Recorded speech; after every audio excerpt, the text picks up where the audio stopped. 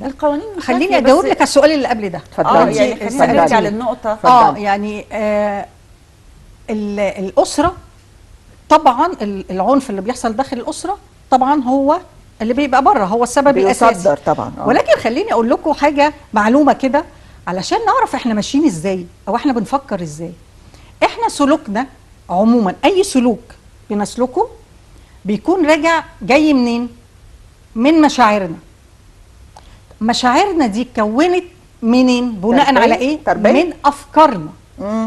الافكار دي بقى بتيجي منين؟ من التربيه. اول حاجه من الاسره. ما هو مش بس اول حاجه من الاسره واحنا صغننين من الاسره. اوكي، ما هم دول اللي بيقولوا اللي لنا بيحطوا طبعا القيم القواعد الاساسيه. أيوة. وبعدين من المدرسه طبعا.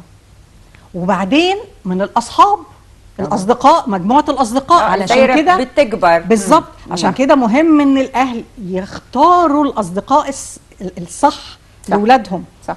او يبقى عينيهم عليهم. نتابع. بعد كده والاخطر بقى وكل واحده من دي الدرجه اللي بعدها اخطر منها. يعني المدرسه يمكن اخطر من الاسره.